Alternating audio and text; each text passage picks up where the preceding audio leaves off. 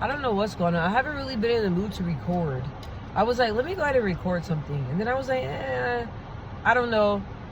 I was like, like I was looking at my videos and I was like, wow, I posted 7 days ago, you guys. And usually I post like every week. But I do have videos that I'm gonna drop, but yeah.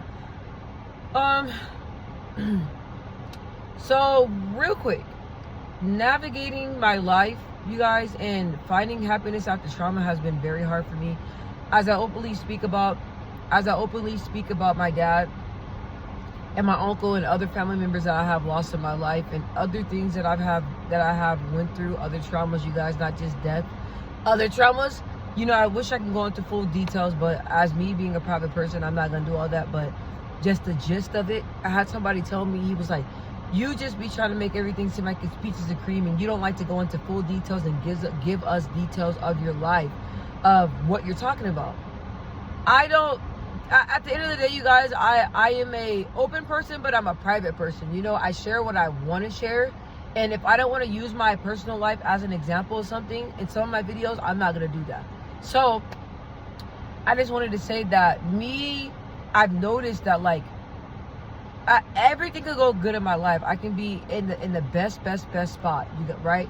I could be in the best spot, and everything in my life could be going well in all aspects of my life, you guys. But at the end of the day, I'm still always kind of like just sad. And life, years later, just feels surreal, you guys. When I had my uncle and I had my cousin and I had, you know, my dad and all my family members, and everybody was alive, living, healthy, everything. That's when my life felt complete. So as I lost each of my family members, and as I started experiencing different things in life. So for example, my uncle passed away, right? So my uncle, I told you guys I love my uncle. I'm getting teary-eyed now. Every time I think of him, I love my uncle so much, you guys. My biggest cheerleader, my everything, you guys. If I was able to bring him back today, I most definitely will. I think about him all the time. And I also have his name tattooed real big on my side right here on my ribs. Real big on my ribs, because if he's looking down here right now, I want him to know, look, you roll for me and I'm riding for you. Your name's tatted right here, because that's just, my uncle was my everything. So my uncle died, right? I had a friend, right? I had a friend named Reagan Pride.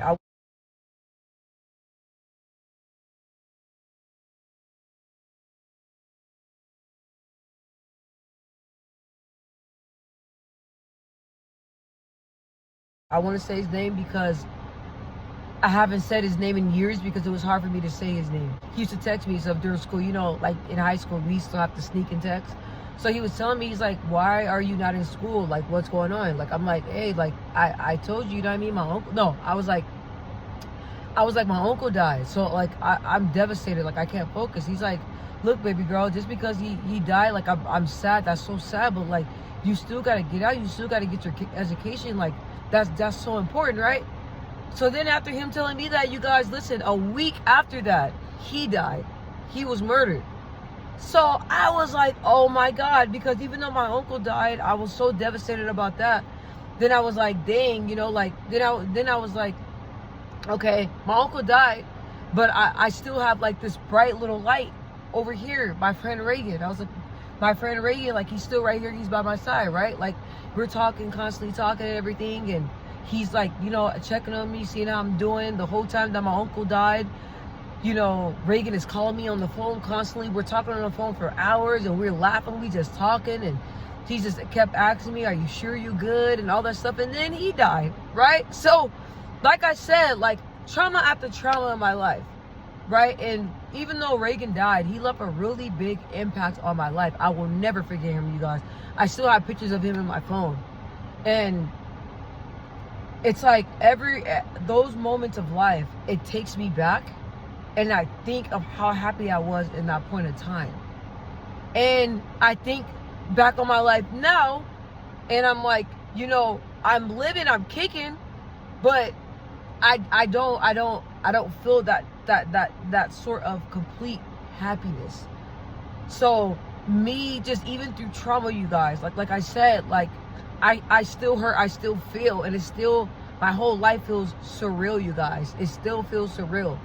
So me learning how to still find happiness despite of everything that I've been through in my life, is really, really hard, you guys. Even like, there was like a long friendship that I had with a male friend. I'm not gonna say the name.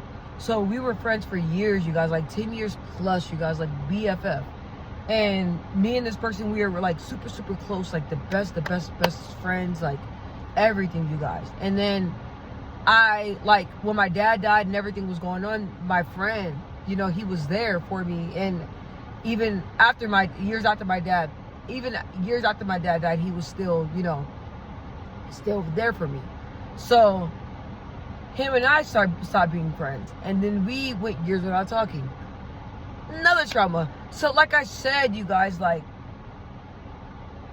me just really trying to find my happiness still and remain happy despite of the trauma, the death trauma, the childhood trauma, even some adulthood trauma. You know, because I'm like, dang, I'm like, I've been praying to God, because I'm like, God, like, I love my life, I love everything, but at the end of the day, like, I just want my family members back. I just want my friends back. You know what I mean? Like, ever since everybody, I lost everybody. My life is not the same, you know? Even when I think back, like, on different things that I went through in my childhood, you know, the bullying, the feeling like an outsider, the getting teased all the time, you're not this, you're not that, you can't do this, you can't do that. Like, all those things, you guys, it shows up in my adulthood, and I be getting triggered. So the thing is about me, you guys, I'm a writer. No matter what, if I'm not happy, sure in the heck I'm gonna act like I'm happy. Sure in the heck gonna fake it until I'm actually happy. You know what I'm saying? So it's just like powering through those things. Like, I don't understand how people do it. Like, even my aunt, you know, when my cousin died, my aunt and my uncle, like, they're still dealing with the death of a child. Imagine losing a child and still having to get up every day, go to work, take care of your kids that you have, and still function through that trauma, and get up every day and still live, knowing that a piece of your heart is no longer on earth. Like, when I think of my uncle and my aunt, and I think of people in those situations, parents in those situations, it makes me really, really cherish my life. And it really makes me stop complaining, you guys, because I notice sometimes I'll be complaining. I'm like, bro, like, you be seeing all these other people that's going through way worse than you, and you want to sit here and complain? Like, it just makes me feel bad, you know? So me just trying to find happiness, even though I've been through some things in my life, trying to find the happiness. Gotta try to find the happiness. I'm gonna try to find the happiness.